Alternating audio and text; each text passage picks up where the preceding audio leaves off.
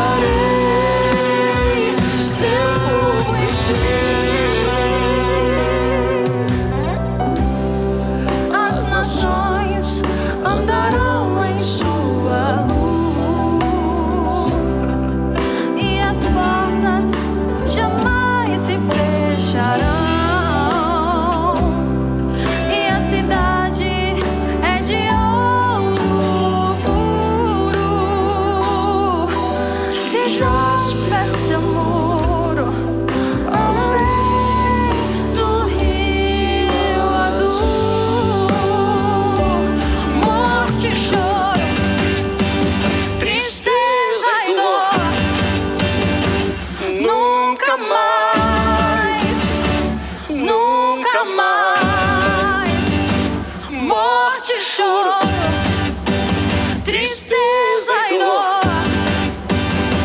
nunca mais.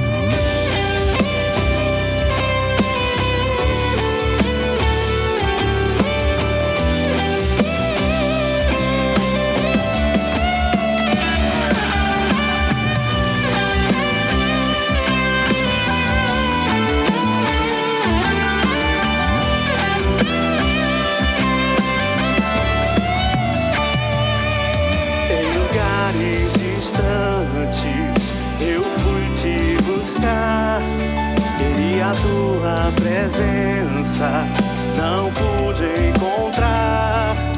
Em lugares vazios, sem a tua direção, mas agora não posso me conter.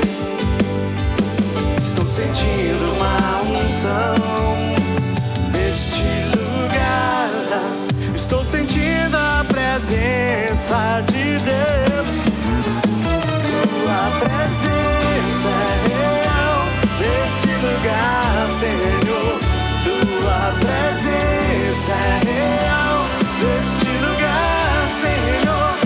Tua presença é real neste lugar, Senhor. Tua presença é real neste lugar, Senhor.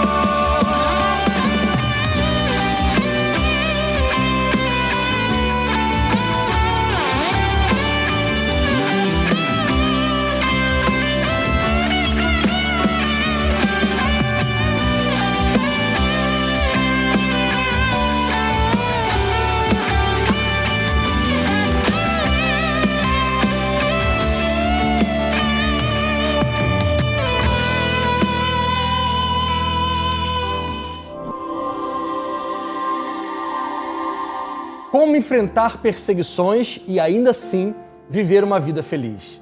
Nosso texto base hoje é o Salmo 27.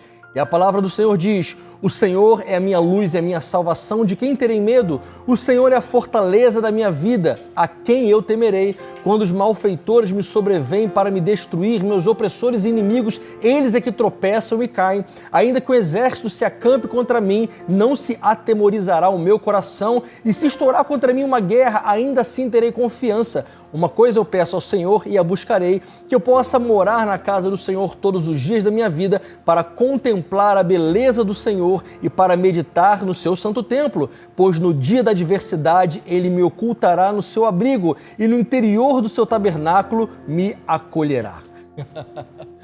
Uma coisa que eu queria já começar logo essa breve reflexão é nos lembrar de uma passagem da Bíblia que ela resume a vida cristã.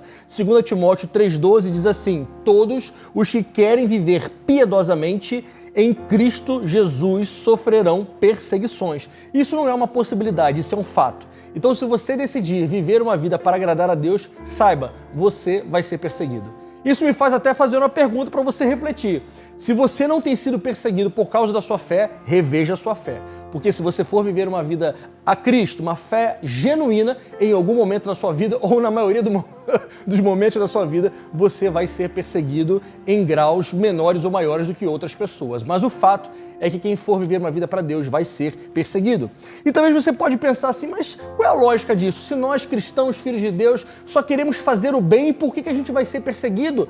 Mas Jesus já avisou isso, ele já explicou o motivo. Aqui, por exemplo, em João capítulo 15, versículo 18 em diante, vê se você lembra desse trecho da Bíblia. Se o mundo odeia vocês, saibam que antes de odiar vocês, também odiou a mim. E se vocês fossem do mundo, o mundo amaria o que era seu, mas vocês não são do mundo. Pelo contrário, eu dele os escolhi e por isso o mundo odeia vocês. E lembre-se da palavra que eu disse a vocês, o servo não é maior do que o Senhor. Então, se perseguiram a mim, também perseguirão a vocês. E quanto menos do mundo você for, mais odiado você será. Então isso, repito, não é uma possibilidade, isto é um fato. Então, se você quer ser um cristão de verdade, já vá se acostumando com essa vida de não ser benquisto em todos os momentos. Nós sabemos que nós, como cristãos, quando nós nos posicionamos sobre aquilo que nós cremos na palavra de Deus, nós somos taxados de intolerantes, taxados de um monte de coisa, mas nós devemos e podemos colocar a nossa posição bíblica com amor e com temor a Deus. Não precisamos impor nada, podemos e devemos respeitar a todas as pessoas, mas nós não podemos também abrir mão da nossa fé, daquilo que Jesus nos ensinou através da sua palavra. Pois bem, quando vem a perseguição, cada pessoa reage de uma maneira diferente. Alguns sabem lidar melhor, outros já desistem logo de caminhar com Cristo. Tem uma parábola, por exemplo, que Jesus conta, que eu gosto muito, a parábola do semeador, está lá em Marcos capítulo 4, versículo 16. Vê se você lembra dessa passagem. Jesus diz assim: Estes são aqueles que são semeados em solo rochoso, os quais, ouvindo a palavra, logo recebem com alegria, mas não têm raiz em si mesmos, então, porque são de pouca duração. E quando chega a angústia ou a perseguição por causa da palavra, logo se escandalizam, ou em outras versões, abandonam ou desanimam. Ou seja, tem pessoas que ao serem perseguidas já logo desistem de caminhar com Cristo, já desistem da igreja, já desistem do caminho do Senhor. E isso sempre foi assim. Essa parábola Jesus contou há quase 2000 anos atrás. Os milênios se passaram e as pessoas continuam desistindo de caminhar com Jesus por causa da perseguição.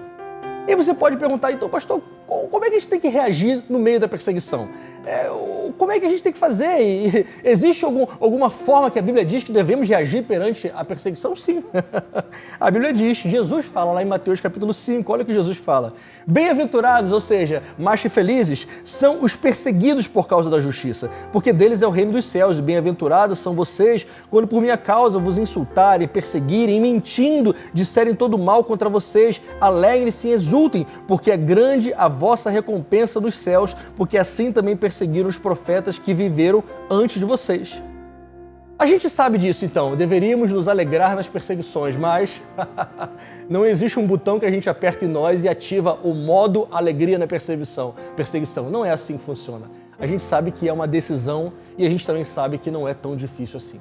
Mas eu queria, em breves minutos, mostrar para nós aqui através da palavra de Deus como é que esse salmo que a gente leu, o Salmo 27, foi um salmo de Davi e como é que Davi conseguiu viver uma vida de alegria intensa no meio de perseguições tão intensas quanto. E aplicando esses poucos versículos que nós lemos aqui na nossa vida, nós poderemos ter uma vida mais que feliz. Quando Davi começa esse salmo, ele diz que o Senhor é a luz e a fortaleza dele.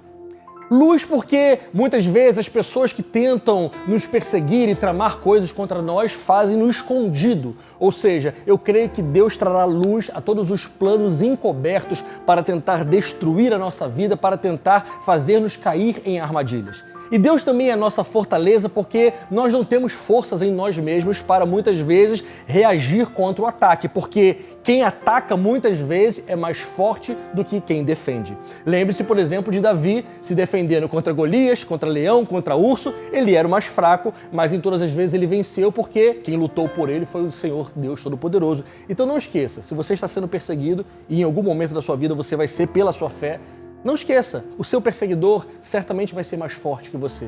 Mas não esqueça também que o seu Deus ele é mais forte do que qualquer perseguidor que se levantar contra você por causa da sua fé em Cristo. Aqui no versículo 2, eu gosto muito dele. A Bíblia diz que quando os malfeitores vêm para me destruir, eles é que tropeçam e caem. Eu lembro de uma história da Bíblia que eu amo com todo o meu coração. É uma história que está lá em 2 Crônicas, capítulo 32, versículo 14, a história de Senaqueribe.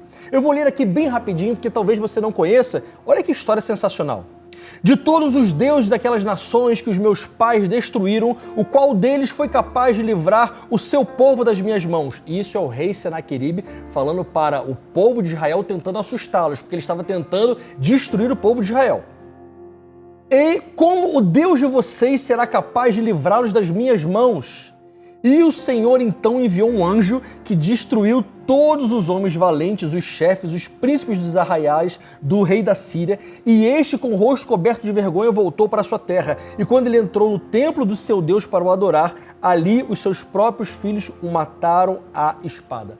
Essa é uma história impressionante porque Senaqueribe ele tinha realmente um currículo impressionante. Os seus pais derrotaram muitas nações. Ele, o rei Senaqueribe, derrotou inúmeras nações e nenhum dos deuses pagãos que aquelas nações adoravam realmente pôde livrar das mãos de Senaqueribe. E ele chega com esse argumento perante Israel. Israel, nenhum Deus foi capaz de livrar o seu povo. Por que vocês acham que o Deus de vocês os livrará das minhas mãos? Mas ele não sabia que ele estava falando com o povo do Deus verdadeiro. Ele não sabia que ele estava falando com o povo de Iavé, o Deus Todo-Poderoso, o único Deus verdadeiro. E Deus manda então um anjo só. E um anjo, apenas um anjo, não foi um exército de anjos, foi apenas um anjo, destrói todo aquele exército inimigo. Querido irmão, não se esqueça, não importa o cargo do seu perseguidor, não importa se ele é alguém muito maior que você, se ele é alguém muito mais forte, um anjo do Senhor é capaz de reverter toda uma situação. Aqui no versículo 4 e 5 já, quase caminhando para o fim, a gente relembra também, diz assim, ainda que um exército inteiro se acampe contra mim, não se atemorizará o meu coração, mesmo que estoure uma guerra contra mim, ainda assim eu terei confiança. Davi experimentou isso na sua vida, foram várias vezes em que muitas pessoas se levantaram contra ele. O rei Saul, por exemplo, em determinado momento, levantou milhares de pessoas para o perseguir. Davi, aquele menino magrinho ali, foi perseguido por milhares de pessoas. E é aqui, nesse ponto, que reside o segredo. O segredo de você conseguir viver feliz em meio à intensa perseguição. Aqui no versículo, esse que nós lemos aqui, o último, versículo 5, ele fala uma coisa que eu acho tremenda. No dia da adversidade, tu me ocultarás no teu abrigo, me esconderás no interior do teu tabernáculo, me acolherá e me porá no alto de uma rocha. Esse interior do tabernáculo, nas versões mais antigas, ele usa uma palavra muito interessante, recôndito do teu tabernáculo. Essa aqui, para a gente ganhar tempo, eu não vou ler essa parte da história, mas se você lembrar, numa dessas caçadas que Saul fez a Davi, ele entra numa caverna, rei Saul, e ele não sabia que Davi já estava dentro dessa caverna. Foi uma coincidência feita por Deus, só que Davi estava lá no recôndito da caverna. Ele estava lá atrás, escondido, e quando Saul entra, ele só vê aquela escuridão, ele não sabe que Davi estava ali. Davi, então, que poderia ter matado o seu inimigo Saul, ele não faz. Ele chega por trás, furtivamente, corta um pedacinho da orla da capa de Saul e depois do tempo, ele mostra, Saul, olha aqui, eu poderia ter te matado, mas não matei. Está aqui, ó, uma orla do seu manto para mostrar que eu não tenho nada contra você. Ou seja, Davi estava escondido no recôndito daquela caverna. E aí Davi usa essa expressão nesse salmo e diz, no recôndito do teu tabernáculo, o Senhor me ocultará. Talvez tenha lembrado dessa situação. Recôndito do tabernáculo, sabe o que significa também? A parte mais escondida do tabernáculo, ou seja, o Santo dos Santos, que para nós significa e representa a presença de Deus. Quando você estiver sendo perseguido, meu irmão, minha irmã, o lugar que você tem que estar é no centro da vontade de Deus e na presença de Deus, escondido na presença do Senhor. Você não precisa tentar ir contra a pessoa que está perseguindo você com a mesma força e tudo que a pessoa está fazendo contra você, você vai lá e faz também de igual forma. Não é assim que se luta, não é assim que se vive uma vida feliz no meio da perseguição. Você vive no meio da perseguição, no recôndito do tabernáculo do Senhor, escondido nos braços do Senhor, no Santo dos Santos, no local da adoração. É nesse local, no tabernáculo, na casa do Senhor, que nós devemos estar escondidos e abrigados em momentos de severa perseguição. Jamais se esqueça, o teu Deus é maior do que qualquer perseguidor. Ele é maior do que qualquer coisa. E toda provação que você passar, toda perseguição, por causa do nome do Senhor Jesus, alegre-se, porque os profetas antes de nós também passaram por isso e hoje estão ao lado do Senhor Deus Todo-Poderoso, nos aguardando para nos encontrarmos todos juntos lá. Não se esqueça de compartilhar essa palavra, o que é bênção para a sua vida, certamente abençoará a outros também. Deus te abençoe!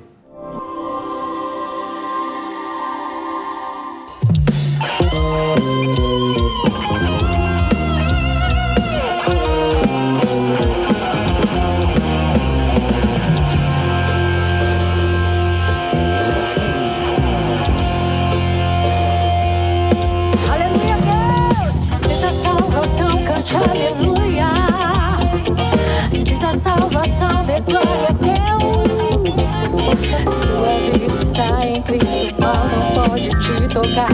A alegria do Senhor é o que me faz glorificar. Eu sou de Deus, você também, então não pare de louvar. Se tens a salvação, cante aleluia. Se tens a salvação, dê glória a Deus. Se tua vida está em Cristo, mal não pode te tocar. A alegria do Senhor que me faz glorificar. Eu sou de Deus, você também, então não pare de louvar. Ninguém pode parar minhas mãos, ninguém pode parar os meus pés, ninguém pode calar minha voz, ninguém jamais vai me deter. Ninguém pode parar minhas mãos, ninguém pode parar os meus pés, ninguém pode calar minha voz, ninguém jamais vai me deter.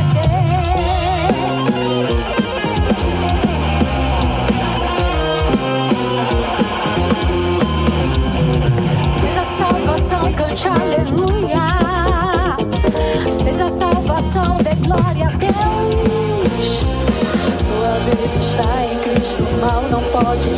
tocar.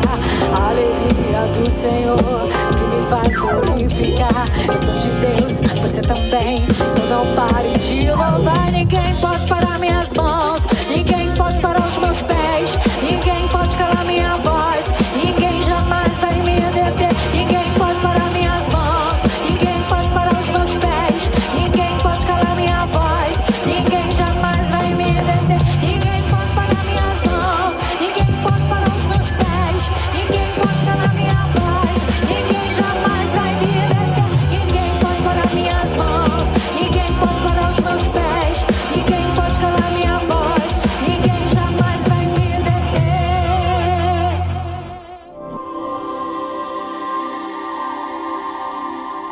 Busque em primeiro lugar o reino de Deus.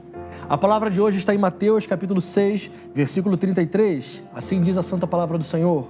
Mas busque em primeiro lugar o reino de Deus e a sua justiça, e todas as demais coisas lhe serão acrescentadas. Portanto, não se preocupem com o dia de amanhã, pois o amanhã trará os seus cuidados, e basta a cada dia o seu próprio mal. Buscar em primeiro lugar o reino de Deus na prática, esse versículo é muito conhecido. Tenho para mim que a grande maioria das pessoas conhecem, mas uma pequena minoria apenas coloca em prática. Buscar em primeiro lugar o reino de Deus na prática é dizer: Senhor, o que o Senhor quer que eu faça? Em que o Senhor quer que eu invista a minha vida? Em que o Senhor quer que eu gaste os meus dias? Porque eu já tenho aqui planejamentos muito bacanas para a minha vida, eu já planejei algumas coisas que certamente o Senhor vai gostar, mas de verdade, Pai, o que importa mesmo são os teus planos, os teus projetos. Aquilo que o Senhor planejou e sonhou para a minha vida, é isso que realmente importa. Eu tenho para mim, queridos, que a minoria das pessoas tem coragem de fazer esse tipo de oração. Porque nós estamos acostumados no frenesi do dia a dia, já ir saindo planejando e fazendo, executando coisas e deixando Deus em segundo plano e apenas consultando Deus quando alguma coisa dá errado, ou quando a gente fica doente, ou quando a gente fica triste, a gente lembra de Deus e diz: Deus, dá para o Senhor me ajudar, dá para o Senhor quebrar meu galho, dá para o Senhor resolver aqui essa coisa que eu tentei fazer e não deu certo. Mas na verdade eu creio que o desejo de Deus, por ser o nosso Pai, por ser o eterno, por não ter nascido e nem deixar de existir, Ele sempre existiu, por Ele ser o Criador da sabedoria, eu creio que Ele, obviamente, tem o desejo de direcionar os nossos passos, mostrar para nós por onde devemos ir, o que devemos fazer, e sim, comandar e dirigir a nossa vida como um Pai amoroso. Mas para fazermos isso, precisamos ter a coragem de negar os nossos próprios objetivos, por mais bonitos e belos que aparentem ser, e deixar os planos e projetos de Deus dominarem e comandarem a nossa vida. Buscar em primeiro lugar o reino de Deus na prática é não dar para o Senhor apenas o restinho. Tem gente que dá para Deus o restinho do seu tempo, o restinho do seu dinheiro, o restinho da sua saúde, o restinho do seu vigor. Sabe, eu fico pensando, não se sinta ofendido com o que eu vou falar, por favor, é apenas uma reflexão minha. Às vezes a gente tem uma facilidade de chegar, por exemplo, e levar a família num McDonald's da vida ou num outro restaurante e gastar lá um horror de dinheiro, que está tudo caro. E às vezes a gente vem para a casa do Senhor e pega ali as moedinhas que a gente não daria nem por flanelinha e joga lá como se estivesse dizendo: aí, Senhor, é a minha contribuição. É claro que a Bíblia diz que cada um deve contribuir segundo o que propôs no seu coração, e uma igreja séria e sadia nunca vai obrigar ninguém a fazer isso, e muito menos estipular valor, enfim. Eu sei que por aí tem muitas igrejas que fazem isso, cada um com o seu cada um. Mas eu tenho para mim que é uma inversão de valores muito grande quando a gente consegue investir, por exemplo, falando agora das finanças, as nossas finanças em coisas que são frívolas, em coisas que vão passar, e a gente não consegue ter a visão no reino de Deus para investir no reino de Deus, e a gente dá ali para apenas o que está sobrando. Isso não é buscar em primeiro lugar o reino de Deus. Esse é apenas um exemplo. Quer ver mais um outro exemplo? Na minha vida eu já fiz mais de 30 concursos, 32 para ser mais exato. Passei em 16, ou seja, meio a meio. E em todo esse meu tempo de concurso, eu mesmo adolescente, coloquei um alvo na minha vida. E o meu alvo era não deixar de ir para a casa do Senhor por causa de estudar para concurso. Talvez você esteja me assistindo e diga: eu discordo, não precisamos concordar em tudo. Mas eu quero dizer para você que eu decidi, no meu caso, colocar em primeiro lugar o reino de Deus, a casa de Deus, as coisas de Deus, e Deus sempre me honrou. Tinha muitas pessoas, por exemplo, que deixavam de ir no domingo. Não, porque domingo é o dia de estudar, é o dia do intensivão, é o dia do... Eu nunca ia nesses dias. Eu entendia, particularmente, que pelo menos nesse dia era o meu prazer estar na casa do Senhor, o adorando, ou o servindo. É apenas um exemplo. Mas buscar o reino de Deus, ele pode se aplicar em todas as áreas da nossa vida, todas as áreas. E somente você e Deus vão descobrir o que é necessário, na prática, para você colocar em prática o reino de Deus em primeiro lugar e todas as demais coisas, em vez de você passar uma vida inteira buscando, Deus vai acrescentar e te dar no tempo certo. Faça as escolhas certas. Traga o reino de Deus para ser o primeiro lugar na sua vida. Deus abençoe. Graças eu te dou, Pai, pelo preço que pagou, sacrifício de amor que me comprou, ungido do Senhor, pelos cravos em tuas mãos. Graças eu te dou, ó meu Senhor, lavou minha mente e coração, me deu perdão, restaurou minha comunhão. Digno é o Senhor, sobre o trono estás, soberano Criador, vou sempre te adorar. Elevo minhas mãos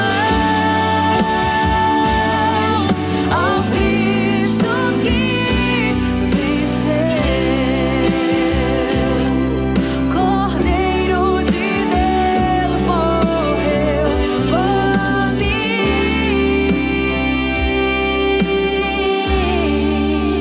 mas ressuscitou.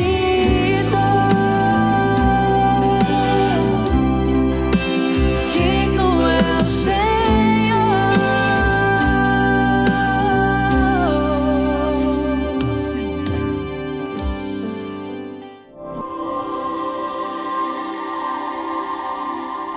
Chegamos ao fim de mais um programa Vida com Deus. Tenho certeza que a palavra do Senhor falou o seu coração, como falou o meu também.